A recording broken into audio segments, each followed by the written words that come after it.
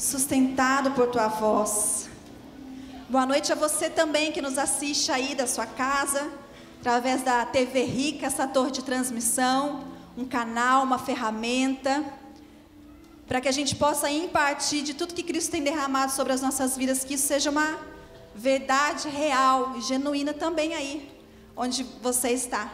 Saudamos nossos amigos, temos amigos espalhados aí pelo Brasil, Aracaju, Salvador, temos amigos no Japão, no Chile, Portugal. Bem-vindos, continue conosco. E nessa noite o Senhor me disse: sustentado por tua voz. E você sabe que é muito pertinente falarmos disso hoje, da sustentação, porque nós temos falado muito sobre o amor. E o amor e o sustento, a sustentação, o fundamento estão diretamente ligados. Porque só aquela pessoa que sabe, que entende na plenitude o que é o amor de Cristo por nós, essa pessoa nunca vai ser abalada. Quem entende, reconhece esse amor de Cristo por nós, tem as suas bases, os seus fundamentos intactos. E não precisam mais ver ou esperar coisas. Porque entende tanto desse amor, que o fundamento, que a sustentação está segura. E quando a gente fala de sustentar, existem vários significados. Vários. Um deles, por exemplo, é manter, financiar. Então eu falo, por exemplo, a ONG tal é sustentada pelo recurso de doações. É uma face. Sustentação pode significar manter, financiar. A palavra sustentar também pode se referir a defender. Sustentou a sua fé até o fim. E nós já ouvimos isso hoje, começamos ouvindo disso. Quantos de nós temos sustentado a nossa fé em dias difíceis? Temos mantido, não temos negociado. Somos permanentes, perseverantes, pessoas que sustentam, que mantêm a sua fé, por exemplo. Sustentar também pode significar nutrir, alimentar, prover o que for necessário. Vamos sustentar aquela família. Aquele homem sustenta a sua família. Nutrição, alimento, recurso, ausência de necessidade. Mas o que eu quero falar hoje é sobre a palavra sustentar, mas se referindo ao que é dar suporte, ao que é suster, fundamentar, manter-se de pé, suportar. Por exemplo, não podia mais sustentar as suas pernas e caiu. Ou então, aquelas colunas sustentam o teto, não é? É esse significado que nós vamos falar nessa noite. Sustentação, sustentar como base, sustentar como fazer, manter em pé, manter firme, fundamento. E nessa noite eu quero começar te perguntando, que foi algo que Deus também falou comigo, perguntou para mim nessa tarde. O que tem te sustentado? No que você tem se mantido? Quem está te segurando? No que você tem depositado toda a tua confiança? O que tem te sustentado? Qual tem sido o seu e o meu fundamento? Sobre qual fundamento nós estamos construindo todas as coisas da nossa vida?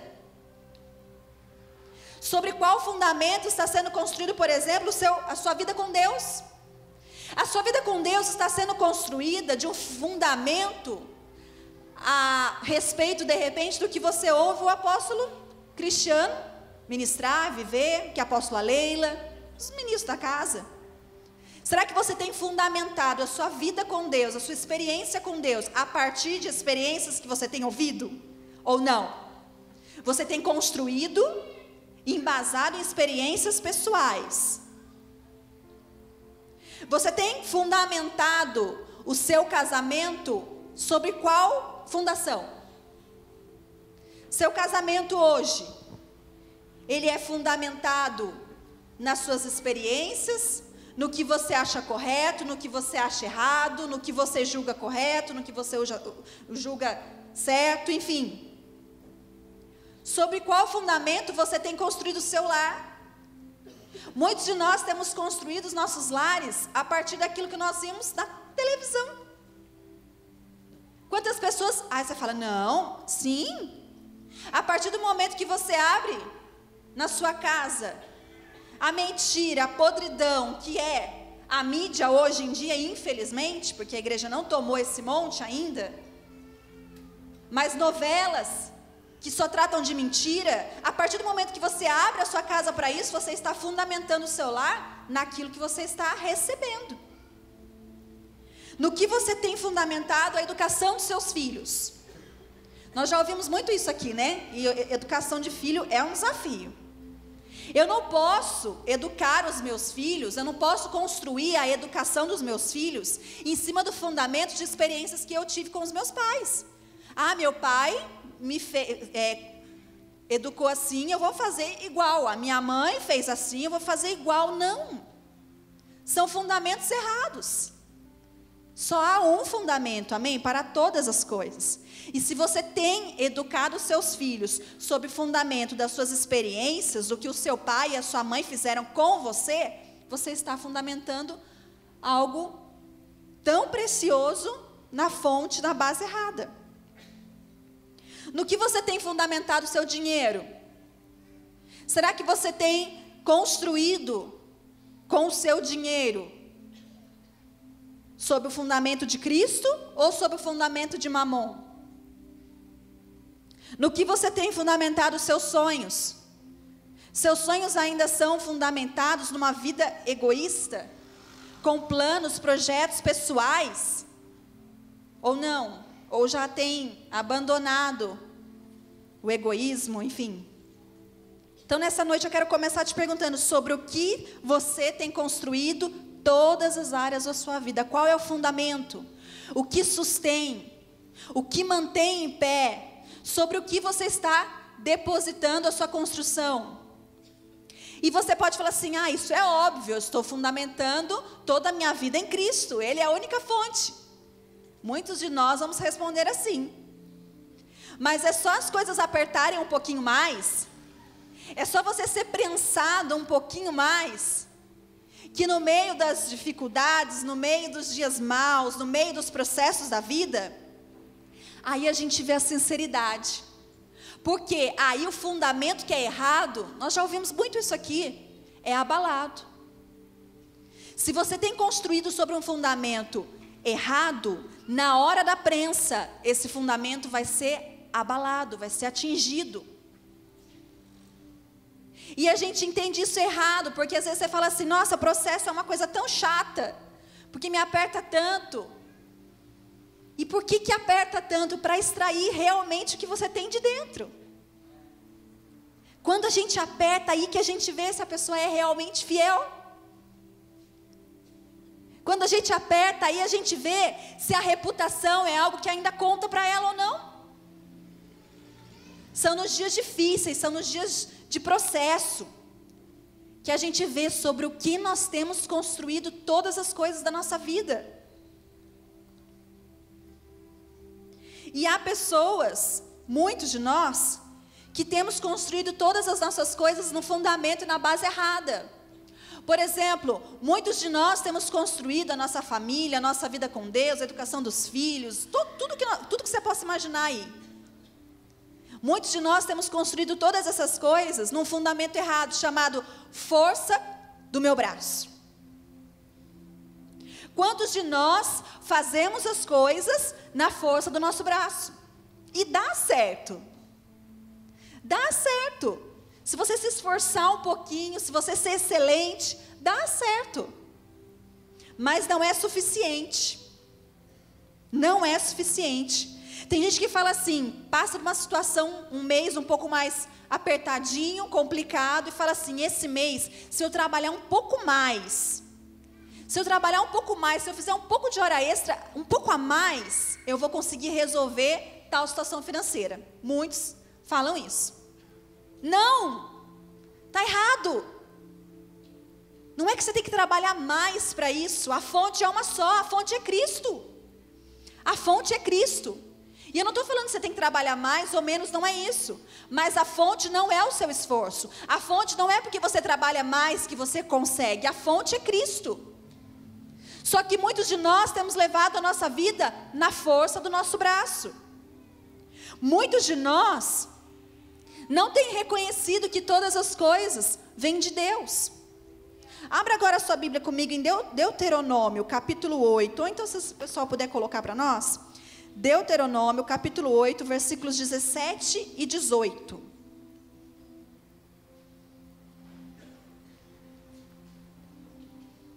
Deuteronômio 8, 17, 18. Diz assim: não digas no teu coração, a minha força e o meu vigor vem do meu braço. Não, desculpa. A minha força e o vigor do meu braço adquiriram-me todos esses bens. Lembra-te de que é o Senhor, o teu Deus, quem te dá a força para adquiri-los, a fim de confirmar, como faz hoje, a aliança que jurou a teus pais. Quantos de nós não temos reconhecido que a nossa força vem de Deus? E nós cantamos aqui, ministramos isso hoje. Só há uma fonte de força, é Deus, é Cristo. E muito de nós achamos que é pela força do meu braço, pelo que eu faço, porque eu sou muito bom, porque eu estudei, porque eu mereci, porque eu trabalhei, porque eu conquistei. E nós lemos aqui: não deixe seu coração te enganar. Não deixe. Só há uma fonte de força, Cristo. A força do braço humano pode até ser aparentemente forte, mas nunca vai ser suficiente para que você vença os seus inimigos. Pode até funcionar por um momento, mas os seus inimigos não são capazes de serem vencidos com a força do teu braço. Isso nunca vai acontecer. Abre a sua Bíblia de novo comigo, lá em 2 Crônicas agora, e fica aí um pouquinho. 2 Crônicas 32, 7 e 8. Enquanto você vai abrindo, eu só quero contextualizar a história. Nós vamos falar sobre um rei chamado Ezequias. 2 Crônicas 32, 7 e 8. Ezequias foi um rei muito fiel. Um rei que agradava a Deus, um rei que fazia as coisas certas. E em um determinado tempo da história, Senaqueribe levantou o exército assírio e falou: vamos invadir Jerusalém. E quando Ezequias chega ao conhecimento dele isso, quando ele fica sabendo disso, ele fala: vamos tomar providências. E ele começa a providenciar algumas coisas. Ele faz algumas coisas. Ele fecha as brechas. Ele levanta torres. Ele constrói um muro, circuncidando, ou um muro que rodeava o muro que já tinha. Então ele faz um segundo muro, algo mais forte, algo mais protegido ainda. Ele fabrica novas armas, novos escudos. Ele levanta oficiais. Então ele faz tudo que a força do braço dele cabe fazer nessa hora. Todas as coisas humanas que cabe fazer nessa hora. Mas em nenhum momento ele esquece de onde vinha a força. E aí nós vamos ler esse texto, 2 Crônicas 37, 7 e 8. Fala assim: sede fortes e corajosos, não temais, nem vos assusteis por causa do rei da Síria, nem por causa do seu enorme exército. Pois conosco marcha um poder muito maior do que está com ele. Com ele está apenas um braço humano. Repete: um braço humano. Com ele está apenas um braço humano. E aqui eu quero dar uma pausa. Porque Ezequias fala assim: olha, não tenham medo. O exército realmente é imenso. Realmente eles são fortes, mas não tenham medo. Porque com eles marcha apenas um braço humano. É como se Ezequias falasse assim: eles são poderosos sim, mas eles estão indo na força do braço deles. Com eles marcha apenas um braço humano. Mas conosco está o braço forte de Yahvé. Com eles marcha apenas um braço humano, mas conosco marcha um braço forte de Yahvé. Esse aqui é você, esse aqui sou eu. Eu não sei se você consegue perceber isso, mas com eles, com seus inimigos, com os dias difíceis, com a sociedade, marcha apenas um braço humano, mas conosco marcha quem? O braço forte de Yahvé. Conosco marcha um braço forte de Yahvé, o Senhor, o nosso Deus, para nos ajudar, para travar as nossas batalhas. E todo o povo, naquele mesmo momento, se encheu de confiança com as palavras proferidas pela boca de Ezequias. Até aí.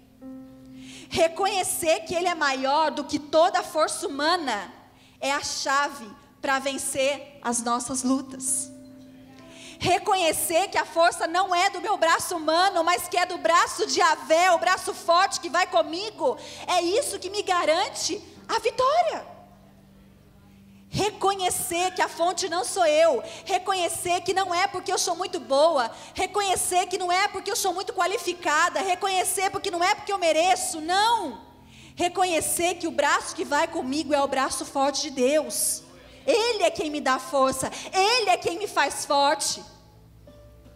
E essa é uma noite de força, nós já ouvimos isso. A profeta Camila ministrou isso. É uma noite de força. Quando você acha que você é fraco, aí você é forte. Diga ao fraco: eu sou forte.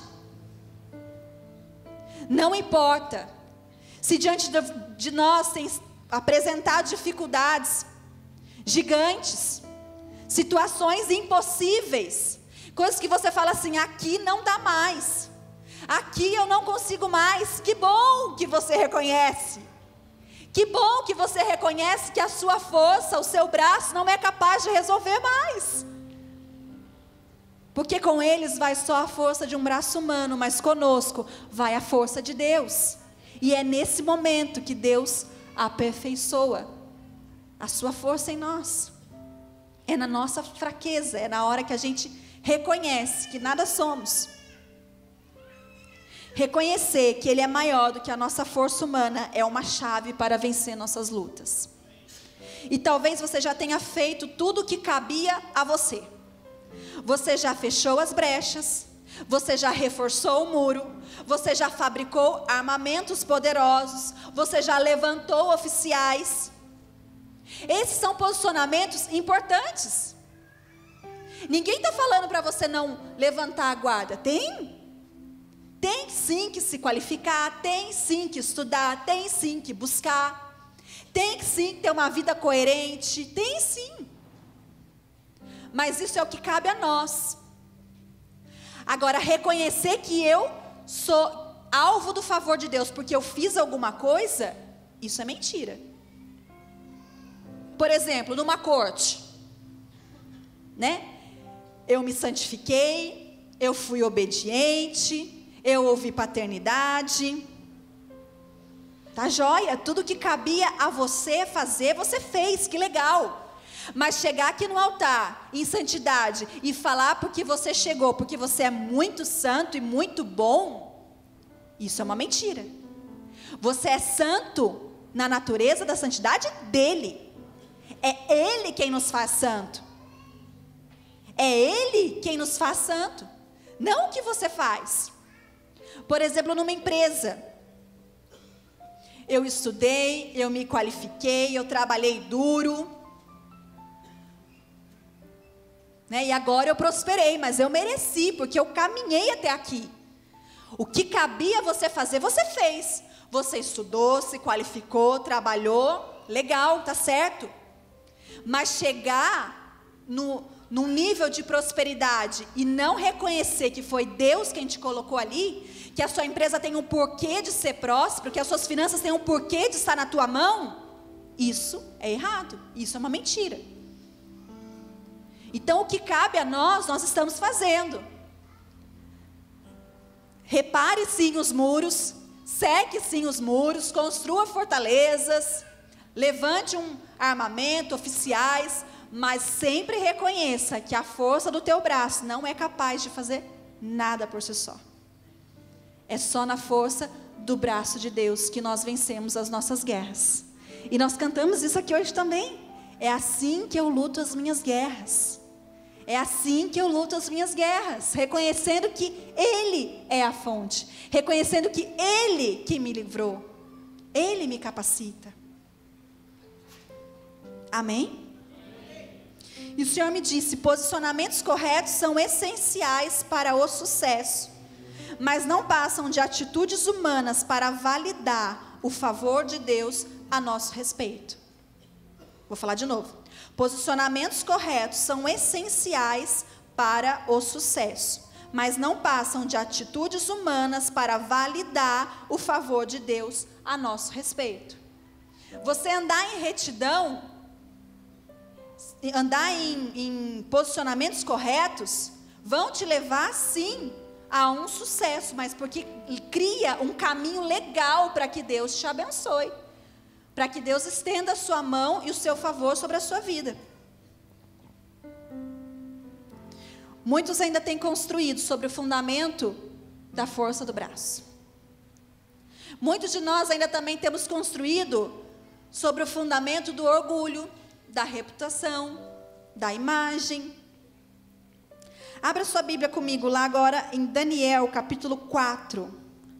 Daniel capítulo 4, versículos 30 a 33.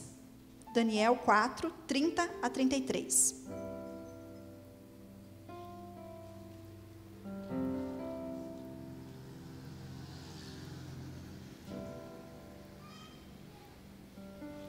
Deixa aberto aí. Sabe que muitos de nós também temos construído as nossas vidas sobre o fundamento do orgulho, sobre o fundamento da reputação, sobre o fundamento da imagem. Quantas pessoas, e aqui eu quero tratar com muito amor, mas o Senhor me falou muito sobre isso. Quantas pessoas não têm se permitido serem tocadas, pessoas não têm se permitido serem curadas, serem ouvidas, pessoas que se fecham numa casca de imagem, numa casca de reputação, numa casca de mentira, e não permite serem tocadas por Deus. Casamentos mentirosos. Quantos têm vivido um casamento de mentira? Um casamento de fachada, que tem se sustentado sobre o orgulho, de chegar e pedir ajuda. Meu casamento está assim, me ajude. Nós temos ministros, nós vivemos numa casa paterna, onde você tem acesso a isso, onde você pode ser ouvido, onde você pode ser curado, sem ser julgado. Isso é mais lindo, porque a exposição nunca vem para te expor, a exposição sempre vem para te curar. Nunca é para trazer vergonha, para trazer peso, para trazer culpa, nunca. Isso é numa estrutura religiosa, onde você expõe com a ideia de ser tratado, e você é julgado, você é separado, você é colocado de banco, e aí morre com aquilo, não é curado. Mas no reino não. No reino, todas as vezes que nós nos abrimos, todas as vezes que a gente se expor, vai ser sempre para curar. Sempre estaremos aqui para te curar. Só que muitos ainda têm fundamentado a sua vida, seu casamento, sua família, seu lar, suas finanças, seus filhos, sobre o fundamento do orgulho, da reputação. Pessoas que não se permitem serem tocadas, serem tratadas, curadas. E vivem um casamento de mentira. Vivem um casamento onde não há plenitude, onde o homem não exerce seu papel de cabeça, onde a mulher não exerce o seu papel da mulher sábia, onde filhos não honram os pais, pais que provocam os filhos, e tudo isso é sustentado pela reputação. a pessoa chega na igreja e você fala, nossa, aquela família parece perfeita. Mas só quem está dentro daquela casa, debaixo do mesmo teto, sabe o que é aquela família. Sabe o que é aquele pai, sabe o que é aquela mãe. Sabe a incoerência do pai, que prega uma coisa e vive outra. Que discipula de um jeito, mas em casa é de outro jeito, completamente diferente. Que corrige de um jeito. Às vezes você vê no Facebook e as redes sociais deram uma abertura para isso, né? Você olha no Facebook, no Instagram, as famílias são perfeitas. Tudo é maravilhoso, todos os casais se amam e agora vai começar, dia 12 de junho começa. Você vê foto de casalzinho há 10 anos atrás, né? E aquelas declarações imensas, e eu amo você, e você é tudo pra mim, nananã. Intimidade exposta é pornografia, nós já aprendemos isso. Intimidade exposta é pornografia. Guarde para você. Guarde para quando você estiver com seu marido, aí sim expresse o que você realmente pensa, o que você realmente é. Guarde quando você estiver com a sua esposa. Mas não, é uma rasgação de seda. E vou te falar, quando tem muita rasgação, fique de olho, alguma coisa está errada. Está querendo provar alguma coisa. Está querendo cercar o ambiente. Está querendo provar alguma coisa. Isso não existe. Mas pessoas que têm se sustentado sobre uma mentira, têm se sustentado sobre o orgulho, a reputação, a imagem, não tem disposição de se abrir e falar, me ajuda, meu casamento está fracassado. Eu sou assim, assim, assim, eu trato a minha esposa desse jeito. Aí sabe o que acontece às vezes? Nós ministros passamos muito por isso. Você conversa com a esposa, e a esposa abre o coração, porque mulher abre mais mesmo, né? Rasga e chora e fala, estou passando por isso, e minha casa é assim, assim, assado. Aí tá bom, aí nós vamos tentar sondar o marido, nós vamos tentar ajudar de algum jeito e chama o marido.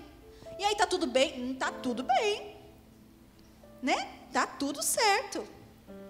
Que nem aquela história de médico, que mulher é mais aberta a fazer uma consulta médica, de repente, e o homem não.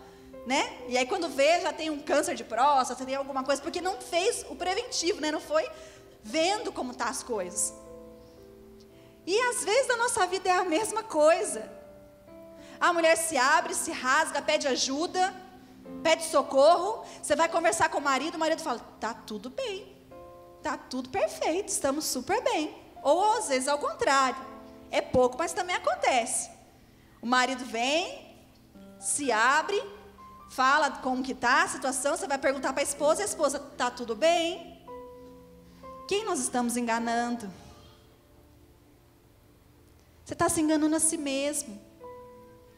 Você não está sendo, você está perdendo a oportunidade, o privilégio de ser tocado, de ser curado, de ser liberto de tantas coisas, de construir um matrimônio sólido, verdadeiro, genuíno, que expresse a Cristo, que manifeste a Cristo em todo o tempo, por causa de uma bobeira, de uma vergonha, de um orgulho. Aqui nós somos uma casa que vamos te acolher, vamos te ouvir, vamos te ajudar, mas se permita. Ou pessoas com uma vida financeira mentirosa, uma vida financeira insustentável, eu coloquei aqui. Sabe aquele adolescente que estuda numa escola particular? O adolescente estuda na escola particular. Eu sei porque eu já fui uma dessas. Eu posso falar com bastante propriedade. Né? Saí de uma escola pública e fui fazer o ensino médio numa escola particular. E aí na escola particular você quer tentar alcançar o mesmo ritmo dos amigos. Então você quer as roupas de marca, que são caras. Cada semana uma amiga aparece com um tênis novo. E aí você quer o tênis novo. Você está tentando sustentar uma vida financeira que não existe. A gente ri assim, mas a gente está fazendo as mesmas coisas. Quantas pessoas são meninos espiritualmente quando fala com dinheiro? Homem que não consegue investir na esposa, mas consegue pagar 5 mil, sei lá, 10 mil, 6 mil numa roda para um carro. Não consegue dar R$ 30 para a esposa fazer uma escova, mas consegue gastar uma fortuna num carro. Vida financeira insustentável, vida financeira mentirosa. Estamos que nem aqueles adolescentes. Queremos nos manter, queremos ser aceitos, numa realidade que é longe da minha e da sua. Eu vou pagar R$ 4.000 numa bolsa, e não tenho dinheiro para comprar leite para o meu filho. Ou não tenho o pensamento, o entendimento de ofertar em tantos projetos transformadores que nós temos aqui em casa, na nossa casa.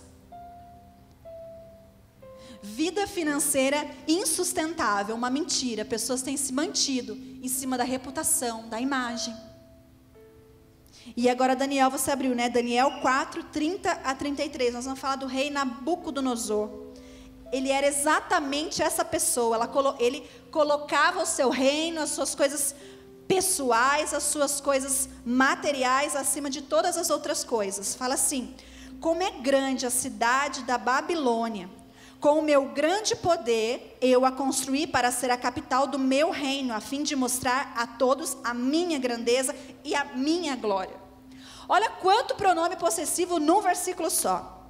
Meu, minha, minha.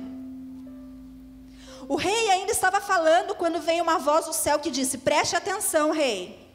Este reino não é mais seu. Você será expulso do meio dos seres humanos, ficará morando com animais selvagens e comerá capim como os bois. Isso durará 7 anos, até que você reconheça que o Deus Altíssimo domina todos os reinos do mundo e coloca como rei quem Ele quer. Naquele mesmo instante, cumpriu-se a sentença contra o rei. Ele foi expulso do meio dos seres humanos e começou a comer capim com os bois. Dormia ao ar livre e ficava molhado pelo sereno. O seu cabelo ficou comprido, parecida com penas de águia, e as suas unhas cresceram tanto que pareciam garras de um gavião. Rei Nabucodonosor. No momento que ele falou: olha o meu reino, olha o meu poder, olha o que eu conquistei, olha o que eu tenho. Quando ele se orgulhou, quando ele quis manter a reputação e a imagem dele superior a todas as outras coisas, Deus falou: opa, peraí, o que você está pensando? Você vai ser expulso dessa sociedade de homens, você vai morar com os bois, você vai comer capim, e o sereno vai molhar você todos os dias, até você aprender. E esse tempo durou 7 anos, 7 anos comendo capim com os bois, 7 anos sendo expulso da sociedade, 7 anos vivendo como um animal, 7 anos com seu cabelo comprido, com suas unhas parecendo uma garra, 7 anos sendo molhado pelo sereno. Por quê? Reputação, orgulho. Provérbios fala, né, a soberba precede a ruína e o orgulho a queda. E aqui nós vemos exatamente isso. Aquele que se orgulha não consegue se sustentar. Aquele que tem a soberba vai cair. Então, com muito amor do mundo, eu quero te falar: abra seu coração. Arranca essa casca de imagem, de reputação, de autossuficiente que você criou. De repente, pelas circunstâncias difíceis da sua vida, eu não sei. Mas você criou uma casca insustentável. Seja inteligente nessa noite. Abra o seu coração, abra as suas emoções, se permita ser curado, tratado, antes que você coma capim com os bois. Fala para a pessoa que está aí do seu lado, para ela dar uma risadinha, para ficar menos pesado, né? Fala assim: oi, não come capim com boi não. Não precisa comer o capim, né? Boizinho. Não precisa. Só se abra. Só se permita ser curado. Amém? Outras pessoas têm fundamentado a sua vida no fundamento da religião. Como não falar da religião, né? Todas as vezes eu falo. Todas as vezes. Pessoas que fundamentam a sua vida no fundamento religião. Eu posso, eu mereço, eu conquistei, eu jejuei. Sabia que existem ministros dizendo que o culto está sendo mais poderoso, que o fogo está caindo mais, porque ele teve o trabalho de jejuar o dia inteiro. E quando ele jejua para ministrar, o fogo desce, mas quando ele não jejua, o culto é meio frio. Isso não existe. Isso não existe. Mas existem pessoas que estão fundamentando a sua vida na religião. Eu mereço, eu fiz, eu sou correta mesmo, eu tenho uma vida, né? A gente sempre ouve, né? Eu vim do berço evangélico, a minha criação é evangélica, eu nunca fiz nada de errado, por isso eu mereço estar aqui hoje. Eu nunca fui em nenhuma balada, eu nunca fumei, eu nunca bebi, eu casei virgem, por isso eu mereço estar pregando aqui hoje. Não. É claro que uma conduta de vida correta cria um caminho legal para Deus te abençoar. Mas eu não estou aqui pelo meu histórico religioso. Muito pelo contrário. O meu histórico religioso nem permitia mulher estar aqui. O meu histórico religioso diz que mulher não pode ser ministra, que mulher não pode pregar, que mulher não pode usar calça, não pode cortar o cabelo, não pode ter brinco. Não é assim? Então eu não estou aqui pelo meu histórico religioso, nós estamos aqui, eu estou aqui pela graça e favor de Deus. É graça, tudo vem dele, tudo volta para ele, tudo é por meio dele. Não é porque eu canto muito bem que eu estou aqui, não é porque eu fiz muita música que eu estou aqui. Não é nada por isso, nada se constrói em cima disso. E quando pessoas sustentam a sua vida em cima, né, sobre a religião, até a fé é distorcida. Como isso? Perceba que desde a queda, desde que Adão pecou, o homem sente a necessidade de buscar, de justificar sua fé em coisas palpáveis, em coisas visíveis. Né? Então eu preciso ver que Deus faz. Eu preciso ver que Deus ressuscitou. Ou então Tomé, como nós ouvimos ontem. Eu preciso ver, eu preciso tocar. A cultura católica carrega isso muito forte. Eu preciso ver o padre, eu preciso confessar ao padre uma figura física para que eu tenha perdão dos meus pecados. Eu preciso tocar num terço, eu preciso fazer alguma coisa. É tudo muito palpável, é tudo muito visível. E aí a sua fé é fundamentada no visível, quando na verdade a fé é invisível. Hebreus 11:1, você não precisa abrir, mas fala assim, Hebreus 11:1, a fé mostra, olha que versão linda, a fé mostra a realidade daquilo que esperamos, e nos dá convicção de coisas que não vemos. Olha só, coisas que esperamos, ainda não aconteceu. Convicção daquilo que não vemos. Tudo invisível. Percebe que a fé, ela é invisível.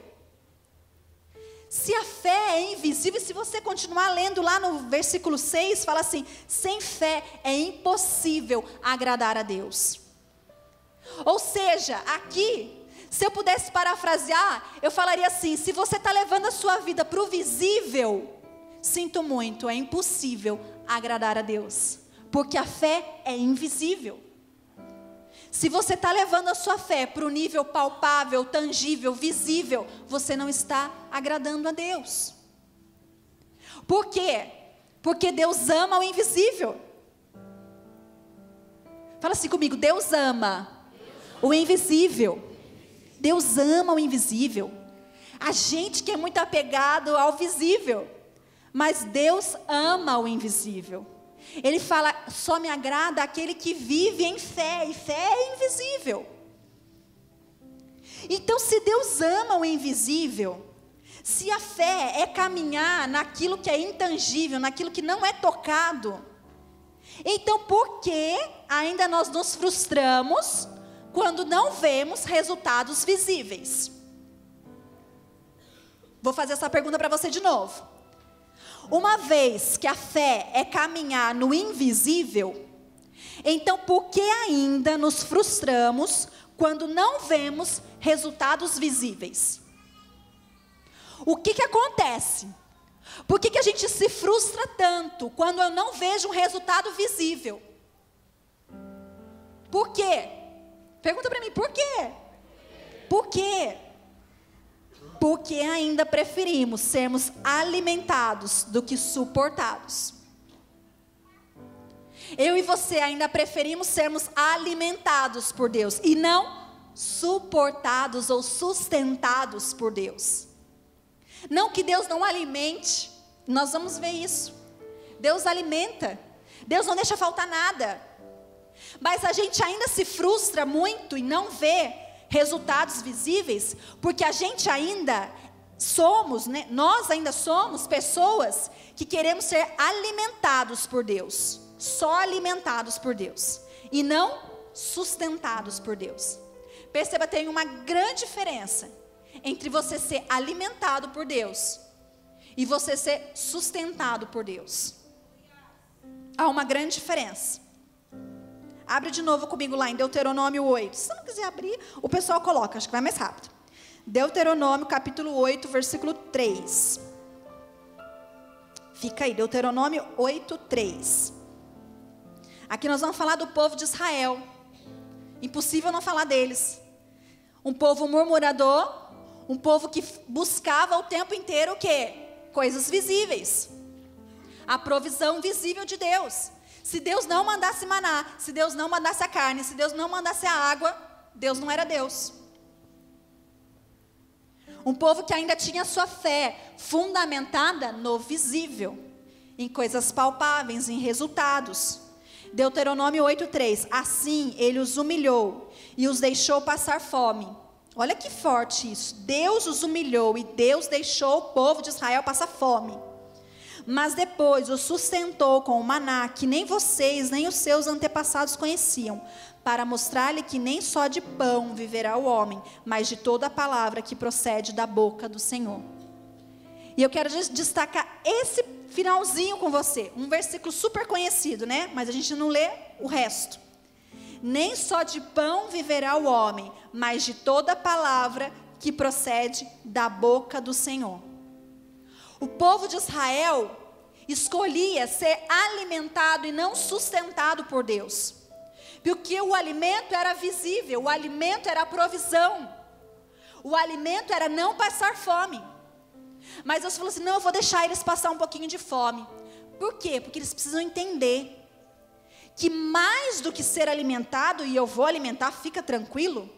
Mais do que ser alimentado, eles precisam ser sustentados pela minha palavra, pela palavra que sai da minha boca.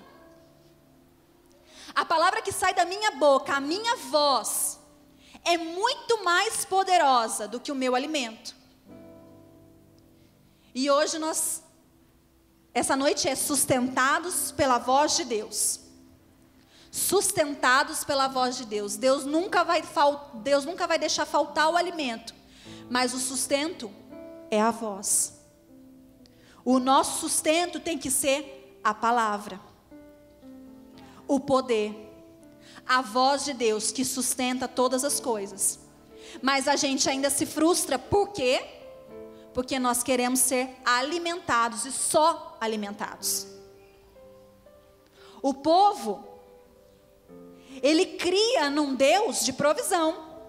Mas eram incapazes de suportar quando Deus não fazia nada. Era reclamação, era murmuração, era voltar ao passado. Não, lá a gente tinha isso, lá a gente tinha aquilo. E poxa vida, cadê Deus que não manda as coisas? Eles eram alimentados por Deus, mas não tinham Deus como seu sustento, como seu fundamento. E aí Deus falou, não só de pão viverá o homem, Não só de suprir as suas necessidades, mas superior isso é a palavra que sai da minha boca. A minha voz é superior a eu suprir as suas necessidades. E Ele vai suprir.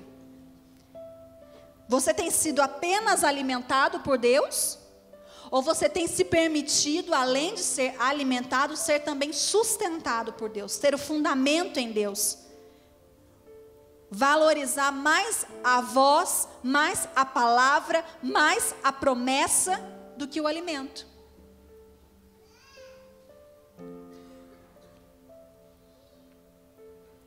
Quer ver alguém que foi completamente diferente? Que foi alimentado, mas a sua fundação, seu fundamento era sempre a voz. Abraão. Abraão foi um homem de fé fundamentada no invisível. Esse sim. Tanto que Hebreus 11 cita ele, muito até. Abre lá em Gênesis agora, nós estamos caminhando para o final. Gênesis capítulo 22, versículos 2, 3 e 4. Gênesis 22, 2, 3 e 4. Diz assim: então disse Deus, tome seu filho, seu único filho, Isaque, a quem você ama, e vá para a região de Moriá. Sacrifique-o ali como holocausto num dos montes que lhe indicarei. Na manhã seguinte, Abrão levantou-se e preparou o seu jumento. Levou consigo 2 de seus servos e Isaque, seu filho. Depois de cortar a lenha, partiu em direção ao lugar que Deus havia indicado. No terceiro dia de viagem, perceba comigo, no terceiro dia de viagem, Abrão olhou e viu o lugar ao longe. 3 dias viajando. 3 dias sendo sustentado por uma voz. Vai, sacrifica, eu vou te mostrar onde é. Não havia provisão, não havia visível, não havia alimento, não havia plano B, só havia uma voz. E ele nem questiona. Ele nem questiona, ele pega o seu filho, seu único filho, a quem ele amava. Separa o filho, separa a lenha, separa o servo, separa o jumento e vamos. 3 dias. E o Senhor me fez reparar hoje, nesses 3 dias. Porque você imagina 3 dias de viagem. 3 dias, Abrão, eu não sei se eu posso falar isso, mas talvez eu e você seríamos assim. 3 dias pensativo. Você imagina o silêncio. O que eu vou fazer? Será que eu tenho que matar meu filho mesmo? Será que não vai ter nenhum tipo de provisão? Será que Deus não tem um plano B para essa história? Eu não sei se Abraão tinha esse tipo de pensamento, porque ele era um homem de muita fé. Mas talvez eu e você colocados nessa situação, ficaríamos 3 dias pensativos. O que Deus vai fazer? 3 dias pensativos. 3 dias de viagem, agora é o pior. Com sua fé provocada. Porque você imagina, tinha Abrão, tinha Isaque, tinha 2 servos. Então tinha 3 pessoas além dele. E essas 3 pessoas falavam: Abraão, cadê o sacrifício? Cadê o holocausto? Cadê o cordeiro? Cadê o cordeiro? 3 dias. Gente buzinando na cabeça dele, colocando em xeque a sua fé. A fé do invisível. A fé baseada numa voz. A fé fundamentada só na voz. 3 dias de viagem. 3 dias pensativo. 3 dias de questionamentos da sua fé. E mesmo assim, ele se manteve fiel. Deus falou, Ele vai cumprir. Eu entrego tudo. Eu não tenho plano B, eu não preciso ser alimentado, eu não preciso ver uma provisão, eu só tenho uma palavra. E eu não sou sustentado por aquilo que eu vejo, eu sou sustentado pela voz. E se a voz de Deus falou, vai, eu vou. Se a voz de Deus falou, mata, eu mato. A voz de Deus é quem me sustenta, eu não preciso ver nada. 3 dias pensativo, 3 dias com a sua fé em prova, questionado talvez. E o final da história todo mundo já conhece. A provisão surge, né? Quando ele levanta o facão para matar o filho, Deus fala, Abraão não precisa mais. agora eu já provei seu coração, não precisa mais. Desamarra seu filho Isaque e eu vou preparar, eu vou trazer a provisão, agora sim, de um cordeiro. E aí o cordeiro vem e entra como provisão na história, mas até a hora do sacrifício não havia provisão, só havia um coração fundamentado na voz de Deus, sem ver nada, só na obediência. A provisão sempre virá, mas o que irá determinar a nossa fé é saber sobre qual fundamento estamos, da provisão ou da palavra. A nossa fé está baseada na provisão de que Deus faz, Ele sempre faz, ou a minha fé está baseada na palavra de Deus, sem ver nada, só debaixo de uma voz, debaixo de uma ordem. O emprego vai vir. Pode ficar tranquilo, você não vai passar dificuldade. Você não vai precisar passar fome, o emprego vai vir. Mas onde está fundamentada a sua fé? No emprego ou na voz de Deus? O casamento, solteiras, fiquem tranquilas, virá. O casamento virá. As meninas já se cutucam. O casamento virá. Mas o casamento está fundamentado. Mas a sua fé está fundamentada no casamento, que vai vir mesmo? Ou está fundamentada na voz? Na promessa? Ela que deve nos sustentar. A prosperidade virá, a cura virá. Agora o que vai determinar é onde está o seu coração. Sob qual fundamento está? Sob o fundamento da provisão? Ou sob o fundamento da voz de Deus? A voz de Deus é suficiente para nos mantermos de pé. Amém? Mas mesmo assim, Ele nunca vai deixar faltar.